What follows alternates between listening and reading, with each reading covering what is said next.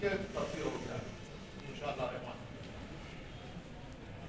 تم لیکن وہ نہیں جانتے جو مشینوں کا سہارا لے کے آئے کہ تم جتنا تراشو گے اتنا ہی سوا ہوگا. تم جتنا تراشو گے اتنا ہی سوا ہوگا. اسلام وہ پودا ہے کاٹو تو ہرا ہوگا. ہم مرد مجاہد کو کب خوف ہے مرنے کا. ہم مرد مجاہد کو کب خوف ہے مرنے کا. تلواروں کے سائے میں ہر سجدہ ادا ہوا. مظلوم تو ہے لیکن مظلوم تو ہے لیکن مجبور نہیں ہے ہم. مظلوم تو ہے لیکن مجبور نہیں ہے ہم. ضد پر اگر آ جائیں تو ایک حشر وفا ہوگا. جیسی ہی بنو نذیر کا ایک آپ کو واقعہ سنا. دو قبیلے تھے یہودی اہل کتاب کے مدینہ کے اندر. ہمیشہ بے وفائی بدماشی کیا کرتے تھے.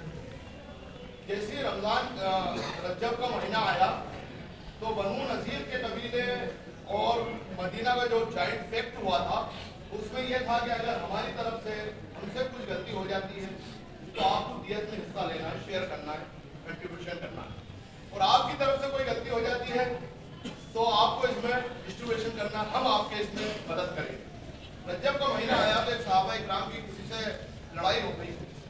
وہ لڑائی میں وہ آدمی شخص مارا گیا تو اس کے لوگوں نے بولا کہ بھائی ہمارا بندہ آپ نے مار دیا, آپ دیت دو.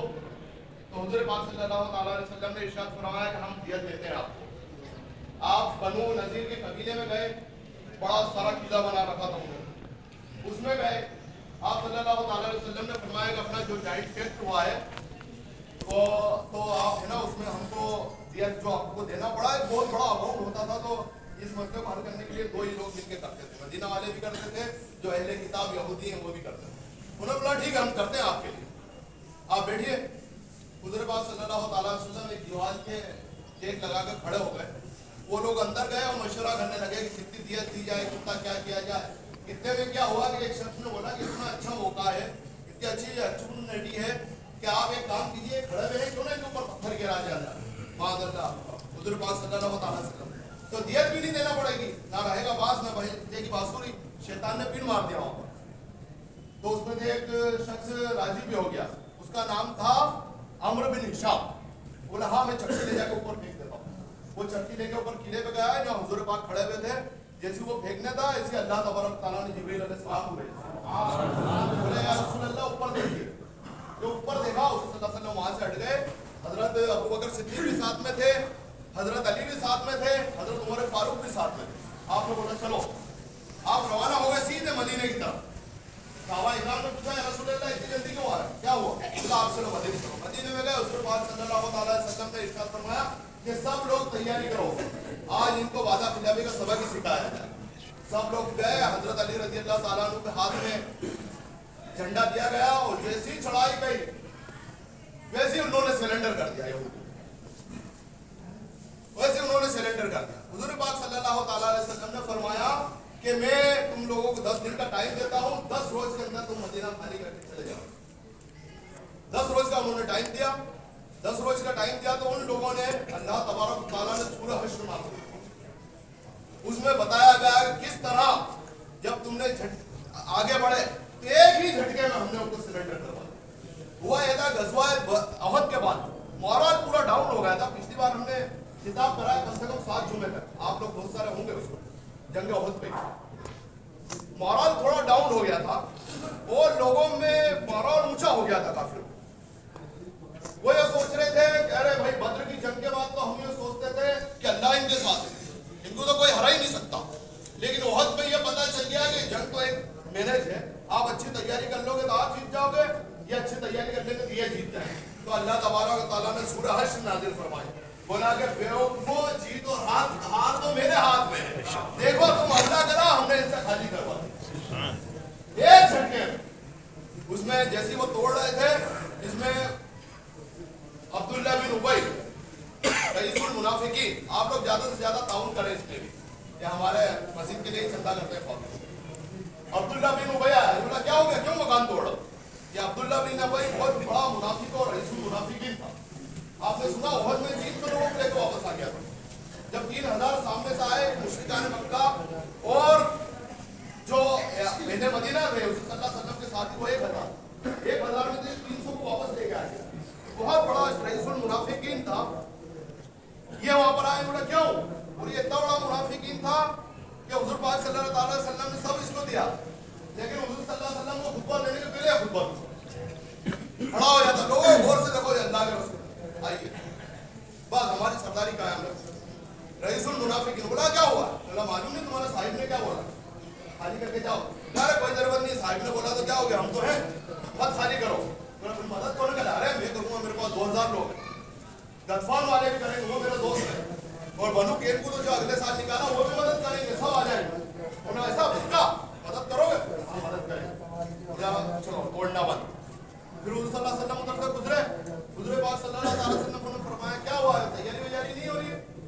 تو انہوں نے فرمایا کہ نہیں ہم تو نہیں نکل رہے. نہیں نکل رہے, اچھا ٹھیک ہے. پھر سے گھیرا بندی کی. اس بات تھوڑا ایگریسو ہوئے.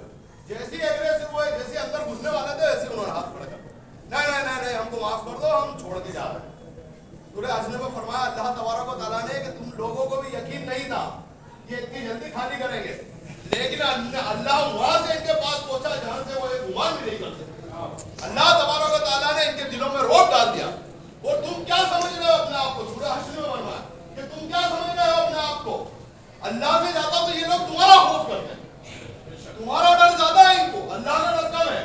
دیکھیے اپنے ہاتھ سے توڑ رہے, دروازے بھی توڑ رہے, کھڑکی بھی توڑ رہے, سوئی دھاگا. حضور صلی اللہ علیہ وسلم نے بولا ہتھیار نہیں لے جا سکتے, اور مومنوں کے ذریعے تھے, اور مومنوں کو بولا لے بھائی اڑوا دے, ایسے لے کے جا.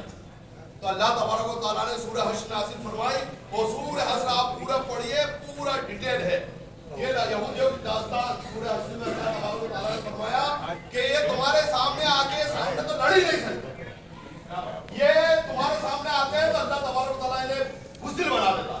یہ گھڑیوں میں بیٹھ کے تم سے لڑ سکتے ہیں, یہ دیوار کے پیچھے سے پھینک سکتے ہیں, مشین کے اندر سے پھینک سکتے ہیں. اللہ تبارک و تعالیٰ نے پورا ارشاد فرمایا اور بولا کہ تم لوگ سورہ حشر کی آپ لوگ دعا میں اور اس میں نماز میں اکثر سنتے ہیں لا یستوی اصحاب النار و اصحاب الجنہ, اصحاب الجنہ هم الفائزون, کہ تم کیا سوچتے ہو جنت میں اور دوزخ ایک ساتھ رہیں گے, یعنی ایک جیسے رہیں گے؟ نہیں, وہی کامیاب ہے جو جنت میں جائے. پھر اللہ تبارک و تعالیٰ نے اپنے اسماء و صفات گنائے. اللہ دیکھو, آپ لوگ ادھر دیکھو, اللہ تبارک و تعالیٰ نے اپنے اسماء و صفات گنائے کہ تم لوگ اپنے کو کیا کر رہے ہو. قرآن کے بارے میں بتا, لا یستوی اصحاب النار و اصحاب الجنہ, اصحاب الجنہ هم الفائزون. لو انزلنا هذا القرآن على جبل لرأيته خاشعا متصدعا من خشية الله, کہ یہ وہ قرآن ہے ان سے کے ذریعے تم ان کو انکریج کیا جاتا ہے, تم اس پہ چلو اور اس سے مدد مانگو اور اس کے حساب سے چلو. یہ وہ قرآن ایک مثال دی کہ ہمیں اگر اسے پہاڑ میں نازل کرتے جبل لرأيته خاشعا من خشية الله, تو وہ پہاڑ بھی رضا ہو جاتا. یہ بتایا گا. پھر وہ اپنا اسماء و صفات کیا ہے, اصحاب النار و اصحاب الجنہ اصحاب الجنہ هم الفائزون. لو انزلنا هذا القرآن على جبل لرأيته خاشعا متصدعا من خشية الله. هو الله الذي لا اله الا هو الملك القدوس السلام المؤمن المهيمن العزيز الجبار المتكبر سبحان الله عما يشركون. ارے تم بیٹھے ہوئے, تمہاری مدد کرنے والا کون ہے؟ تمہاری مدد کرنے والا وہ ہے جو ان سب صفاتوں کا مالک ہے اور پوری کائنات اس کے اختیار ہے. تو اللہ تبارک و تعالیٰ تمہاری مدد کرنے کے لیے تیار ہے. وہ فلسطین کے مظلوم مسلمانوں کی مدد ہوگی, اور فلسطین کے مظلوم مسلمان بھی جیتیں گے, اور ان کو ان کا حق ملے گا. انڈیا کے مسلمان تن من مال دولت تجارت بدن سب سے ان کے ساتھ کھڑے ہیں. باطل سے دبنے والے ہے آسمان نہیں ہم, باطل سے دبنے والے ہے آسمان نہیں ہم, سو بار کر چکا ہے تو انتہا ہمارا. یہ آج طلوع گنگا وہ دن ہے یاد تجھ کو, اترا تیرے کنارے جب کارواں ہمارا. تیغوں کے سائے میں ہم پل کر جوا ہوئے ہیں, خنجر علاج کا ہے قومی نشا ہمارا. یہ گلستان اندلس وہ دن ہے یاد تجھ کو, تیری ڈالیوں میں جب عائشہ ہمارا. یہ دریائے دجلہ تو بھی تو جانتی ہے ہم کو, ہے اب تک تیرا دریا افسانہ خواہ ہمارا. سالار کارواں ہے حضور صلی اللہ تعالیٰ علیہ وسلم, سالار کارواں ہے میرے حجاج اپنا, اس نام سے ہے باقی آرام جا ہمارا. الحمدللہ رب العالمین. آپ لوگ دعا کیجئے لوگوں نے سنتیں پڑھ لی ہوں وہ سنتیں ادا کیجیے، اور جو سنت نہیں پڑھے وہ آیت کریمہ کا ورد کریں، اور اس نیت سے کریں کہ اللہ تبارک